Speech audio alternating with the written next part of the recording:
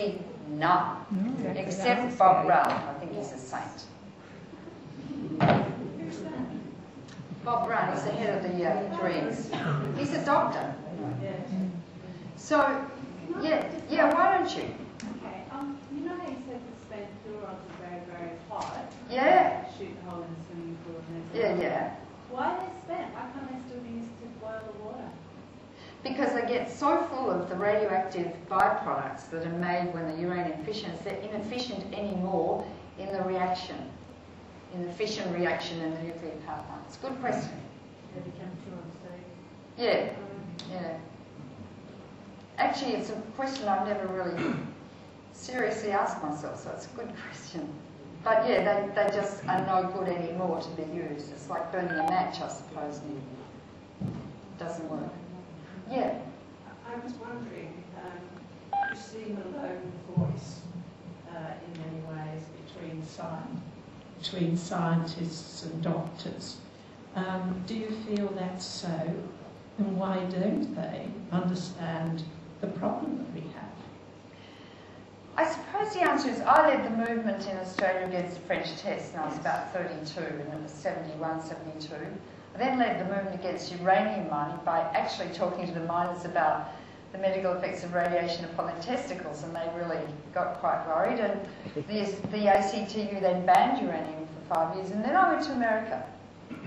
And I think that in my absence, there were some good people, but not someone like me sort of pushing. The mining companies just quietly moved into the vacuum and took over the politicians. And now they have such power, politically and in the media, that it's very hard to get back to the position to be able to educate people. And the ABC don't often play me because I think they're intimidated now by Howard. We've got Murdoch, who actually helped to create my career on the French test by putting me on the front page of the Australian, who's very pro-nuclear, although he's got 2 little girls. You'd think he'd be worried about their future. And I'm going to speak to 1,000 medical students on Monday at the Australian Medical Students Association, and I'm forming a new group called Doctors for Nuclear Free Australia, DNFA. I'm going to join them all up, all of them. I'm going to get them out there talking on radio, television, and doing all sorts of things. They can stop the train, they can do all sorts of things. I'm speaking to the Australian Public Health Association, I'll join all of them up, and to the Australian Integrated Medical Association. So I've got a chance now to create a new organisation which could be very powerful, because the only people really that can take on the politicians and the mining companies are doctors. Because this is much worse than tobacco. You know, smoking only kills the smoker. We're talking about epidemics. There's this radioactive waste leaks and gets into the food and concentrates in the food. Epidemics of cancer. You can imagine women waking up in the morning, their breast milk already radioactive, their babies drinking radioactive breast milk, being born deformed possibly, or with genetic disease, and epidemics of malignancy in children who are so sensitive to radiation. That's what nuclear power means. It's a cancer industry which for 30 years produces a bit of electricity by boiling water. That's what it is. And so this is a medical problem par excellence. And I haven't even talked about nuclear weapons, have I? You can use their own new word and call it a pandemic. Oh, of course it's a pandemic. What's the pandemic that they refer to? Bird flu, all that sort of garbage. Yeah, we won't go there. I should have told you that, you know, there are still 30,000 nuclear weapons in the world. And of the 30,000 nuclear weapons in the world, Russia and America own 97% of them. So the real rogue nations are Russia and America, no one else. And they still have their weapons on hair trigger alert, ready to press the button. And America's still got a policy to go first and fight, in quotes, win a nuclear war against Russia. And we know that if you drop 1,000 hydrogen bombs on 100 cities, and there are only 240 major cities in the Northern Hemisphere, 1,000 bombs on 100 cities, there'd be such conflagration of the oil refineries and the plastics and everything. A huge cloud of toxic black radioactive smoke will rise into the stratosphere, encircling the Earth so the sun doesn't get through for years. Photosynthesis stops, and temperatures plummet to below those of the last ice age, 18,000 And we live with that every day.